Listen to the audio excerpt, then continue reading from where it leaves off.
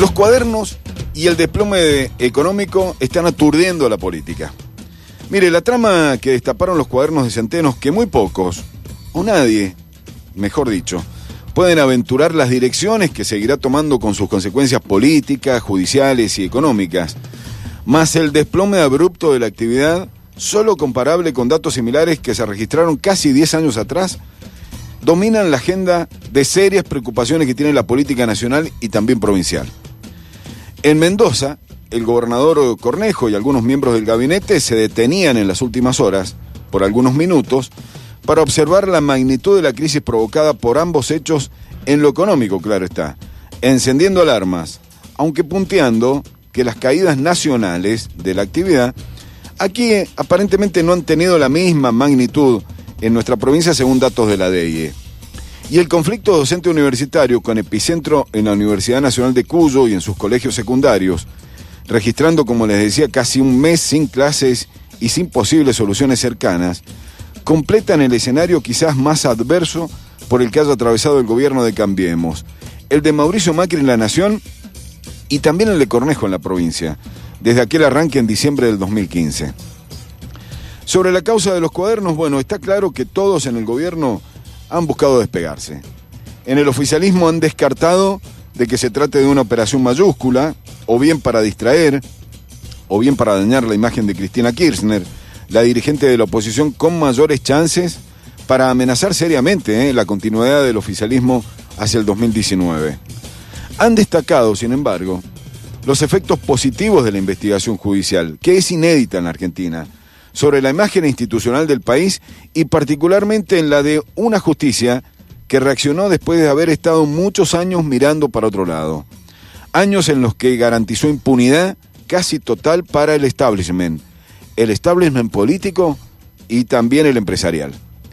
Pero los efectos en la economía, agudizando el parate por desconfianza de los inversores y sumiendo en la incertidumbre a las empresas que se preparaban para iniciar las obras por medio de las PPP, que es aquel programa de participación público-privada, las que ahora presentan dificultades para conseguir los fondos para financiar los emprendimientos, están ofreciendo un panorama cuando menos desalentador para un gobierno que intenta procesar, sin resultados favorables por el momento, la magnitud de las dificultades actuales y hacia un futuro inmediato. Algunos, en el oficialismo, claro está, se toman de la figura de la frazada corta o la del desfiladero estrecho para describir el particular momento. Se trata de cómo reactivar una economía que en el último mes cayó un 6,7%. Escuchó ese dato, ¿no? 6,7%. Es la principal preocupación que anida hoy en los despachos de gobierno, porque la economía doméstica, para que se frene el pesimismo generalizado, necesita de recursos para reactivar el consumo. Esos recursos solo pueden aparecer hoy, según entiende un agudo observador, activo e influyente miembro del gobierno, vía emisión monetaria, porque el país ya no tiene acceso al crédito. La emisión, si existe, se transforma en inflación, temiéndose así que no se llegue a cumplir la meta del 32% que se acordó con el Fondo Monetario Internacional. Hoy la única luz que alumbra el incierto camino por donde discurre la actualidad del país. Si la meta inflacionaria no se cumple hacia fin de año, no se accede a los recursos del organismo internacional. Si no hay plata en circulación, vía emisión, y mucho menos por la vía del crédito, sucede lo que está ocurriendo. El enfriamiento de la economía y, lo peor, la caída en la actividad explicada en la crisis por la que atraviesa la agricultura, la ganadería, la industria manufacturera y el comercio minorista y mayorista. La consecuencia de esto último es lo que están reflejando los números del INDEC y lo que encuentran todas las encuestas de humor social y político. ¿Y qué encuentran? Pesimismo, caída en la imagen del gobierno, desconfianza, menos empleo y también todo esto redunda en menos recaudación.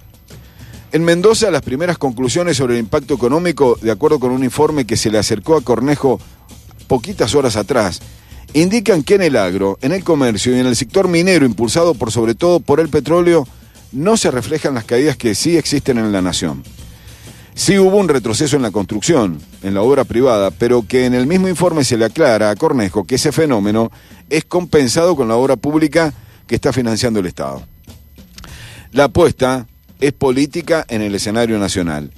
Y se apunta a cerrar un acuerdo con el peronismo no kirchnerista y los gobernadores sobre el presupuesto del 2019. El análisis que se hace es que si antes del 15 de septiembre el gobierno de Macri puede anunciar un acuerdo amplio para que se apruebe el presupuesto del ajuste para su último año de gestión, bueno, se dará una señal positiva hacia adelante poderosa, sostienen. Porque el fondo seguirá cumpliendo con los envíos de auxilio y los bancos internacionales podrán reactivar, se cree, el financiamiento de las obras por la vía de las PPP. Cornejo sigue de cerca con gesto adusto la marcha de todos estos acontecimientos. Ha repasado las bajas que provoca el desplome económico en la provincia, sin conclusiones determinantes, dicen en su entorno.